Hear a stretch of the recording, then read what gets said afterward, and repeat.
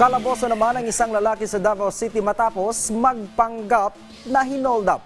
Sa kwento po ng negosyanteng si alias Mike sa mga tauhan ng Bunawan Police Station, Miyerkules ng nakarang linggo. Nang harangin daw siya ng 4 na lalaking nakamotorsiklo at tangayin sa kanya ang nasa 320,000 pesos. Pero nitong Biyernes, binawi po ni alias Mike ang kanyang mga pahayag at tinaming nagawa niya lang magsinungaling dahil sa problema sa pera. Humingi ng tawad ang salarin pero desidido po ang Davao Police na siya'y kasuhan dahil sa perwisyo. Kasong unjust vexation ang harapin ni alias Mike na maring makulong ng 1 hanggang 30 araw. Tawagan ako sa mga katauhan nga dili ta mag buhat og ingani kay di gyud dinhi makasulbad sa mga problema. Nagi mo gyud na atong mo gyud ang kuan sa kinabuhi karon.